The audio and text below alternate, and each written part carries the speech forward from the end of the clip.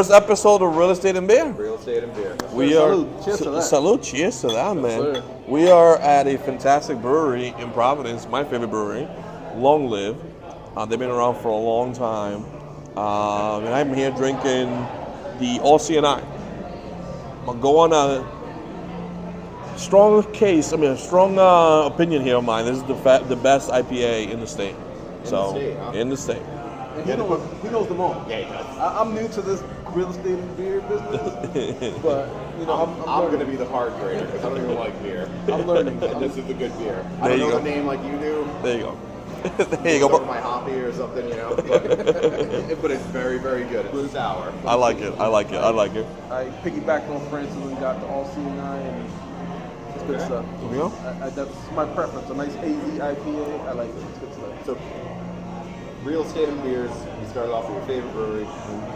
Probably a good call. Good It's call. also right down the road from where we do our free home buyers class every single month. True. That's correct. So our next first-time homebuyer class is coming up soon. Yeah, the end of October. Yeah. The end of October. So we'll be giving more information on that soon. Yep. But on our first episode, we're going to focus on what type of market we're currently in. Yeah, I get questions, and obviously I'm not a realtor. I defer to the experts. You know? But what defines a seller's market? What makes this? Whew, well, the fact that inventory is so low and there are so many choices in terms of a buyer finding a property, it makes it a seller's market. Because now the seller holds a lot of power because there's going to be so many people looking at your property, and you can pick and choose what offer you want, what terms you want, and things like that when it comes to an offer. Now, if we were at a regular inventory level, where, you know, the average home will be at the market for 30, 40, or 50 days, you don't have that type of power. The buyer will have the power in terms of what they offer. Okay. So we've been in this type of market since COVID, pretty much, COVID, pre-COVID. yeah. And we're probably going to be in this market for at least another year, maybe. I have my ideas on what changes it. Yeah. They'd all probably be devastating to the economy. So. Yep.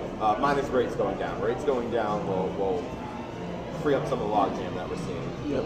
These people who own homes don't want to sell because they'll give up their 3% interest rate that I gladly hook them up with. Yeah. 20 and 21. We're actually at 8 now, guys. 8%. Right, we hit that number. Yeah, 8%. we hit that threshold. What is how high can we go? So a lot of people love to tell me that rates were 15% in the 80s. Yeah, that's the 80s.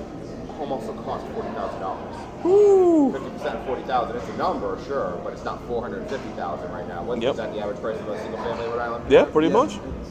So 8% on $450,000 versus 15 on 40 is just two different planets. So if you're asking me, in my very amateur, uneducated opinion, I don't think we can afford to go much higher because I think you guys probably agree. Housing is the backbone of the economy. Of course. Yeah. Everybody needs shelter. It's the easiest way for people to get wealth. So, at some point, something has to give. I understand we need to tame inflation. I completely understand that, but at some point, something has to. Something's got to go. Like, we started the year, each of us on the team with 15, 20 people looking to buy, and as rates increased, people got pushed away. They got scared because of the rate. Oh no, I'm gonna wait.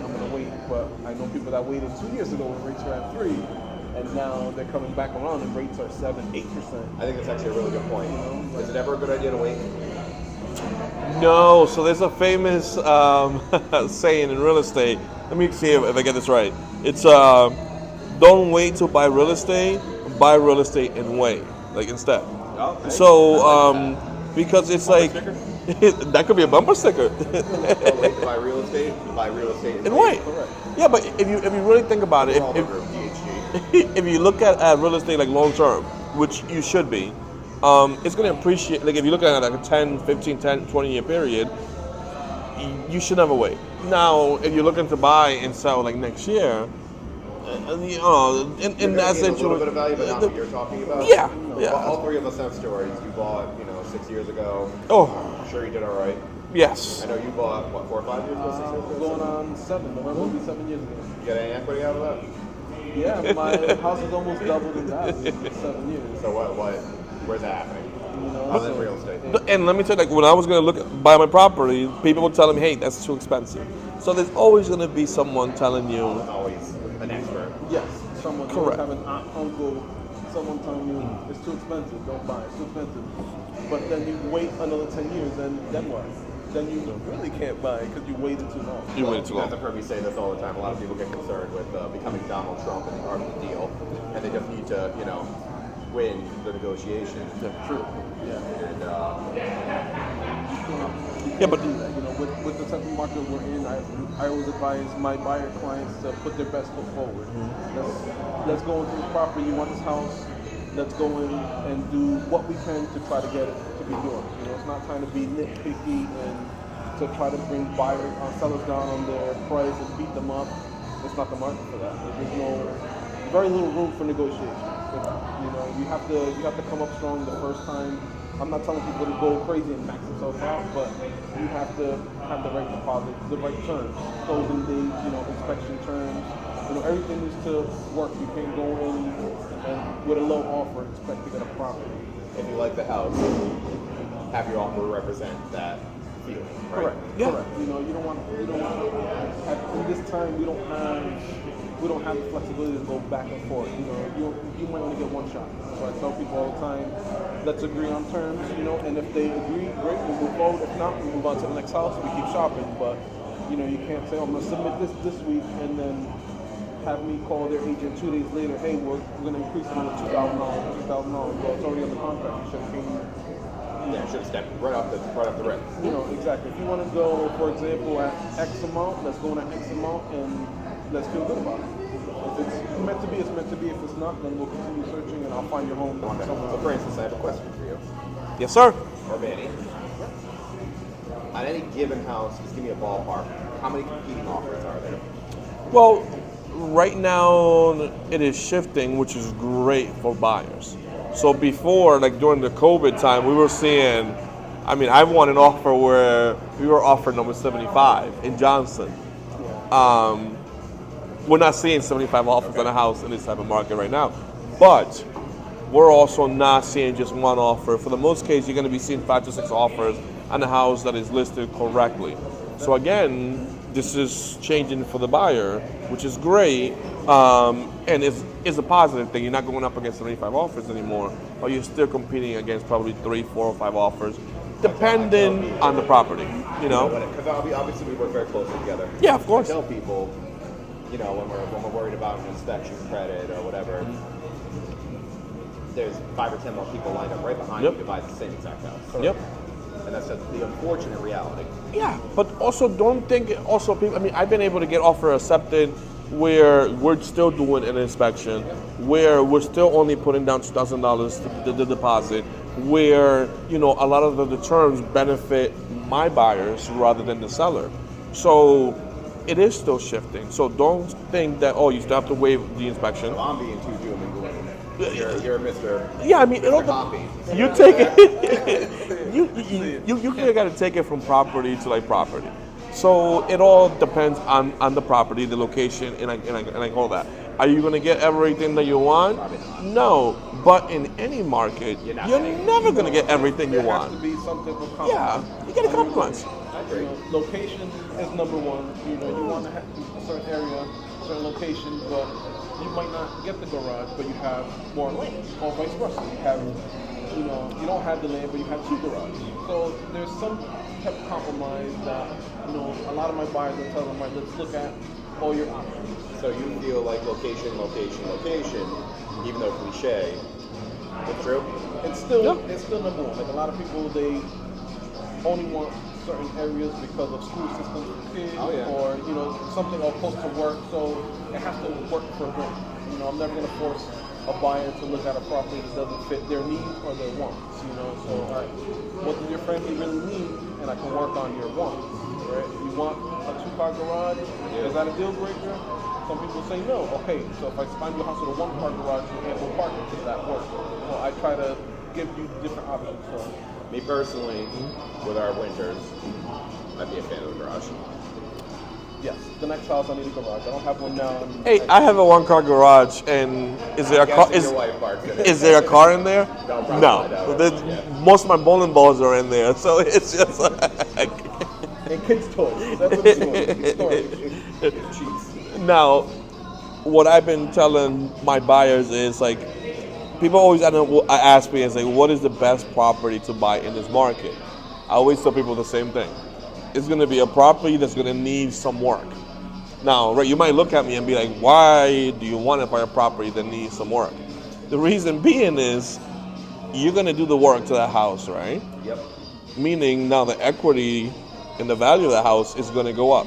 That's the way you want it. So if anything happens in the market, I'm not saying anything negative is going to happen, but if it were to happen when the market goes down, guess who is fine because they bought a house where they increased the value of it? I feel like somebody should create a saying about waiting in real estate. Yeah. Maybe you'll be the person. I feel like I was tossing to a softball. It's your saying. Well, yes. Don't wait to buy real estate. Don't- Buy real estate. Hey, wait. You just stole the saying. You're the bumper sticker now. That's right. You will have the bumper sticker then, man. Trademark You that. sent it back to me and just left me in space. And tried to watch that. I took over. You see what happened here? Don't worry. It's all right. Oh man. It's good stuff. You know, it's nice. I need to get another beer. I actually am gonna have another one of these as well. It's excellent, excellent. This is great. I'm not even blowing smoke up. This is really good. Really good stuff. And that's coming from the non-beer drinker. He likes it. He found what he likes, so I'm always saying we need to go to a vodka distillery. but local brewery, nice little place. Oh you know, yeah. it's- Very Rhode Island. yeah, nice little vibe. Hey, and if you drive by, you'll miss it. Do you want to? Oh, I'm sorry. If you don't know what's here, but Long Live is a great place. Good? Hey, the sound's working though, so. Nice. Good job, bro. You turned it on. So guys, one of the little specialties that we're going to be doing on these episodes is we're going to give you a little Personal review, thoughts. of the beers that we've had Yeah. at the current brewery that we went to. Yeah, so we did the real estate portion. I hope you tuned in. And now this is our review on the beers. And we actually converted a non-beer drinker into a beer drinker. And, Hey. and what do you think? I mean, one sip, everybody knows the rules. Does that mean anything to you? One sip. Everybody knows the rules. I got a Move Mountains IPA. It was sour. It was crisp, actually. 1 to 10.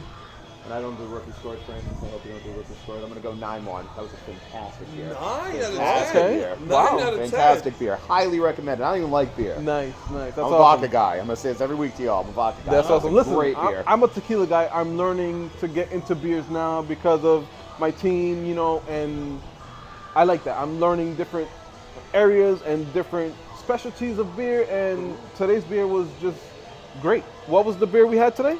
We had the All C&I. The All C&I. Highly recommended IPA. If you like that hoppy, hazy IPA, which I like, it was great. I'm going to say 9.5. Rookie score. 9.5. I'm gonna say Rookie score. 9.5. Like today, I actually got to enjoy it and sit back. I've had it before, but today I took my time with it, and it was a great IPA. No complaints. Oh, I like that. Now that's got to be my favorite beer, like I mentioned earlier. Hey, your favorite of brewery? Any of the brewery in the state. Now this is the most important score, I would say. Correct. But I also had their Black Cat. Yeah. It's one of the first beer that they brewed here. It's an amazing beer. It's probably in my top 5 overall in the state. So I give it like a 9.3. It's Hey. not as good as the All C&I, but it's right up there. All right, Yeah. all It's C right guy? up there.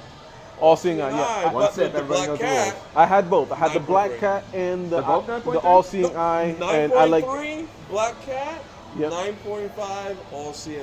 I agree. Like I said, I had both, and the All C&I to me had a little bit more flavor, which I like, and both beers were great. So if you want to come down to a local spot, Long Live Brewery in Providence on Sprague Street, great time. Hey, don't forget to. They also, almost every day that they're open, they have a food truck on here every single day.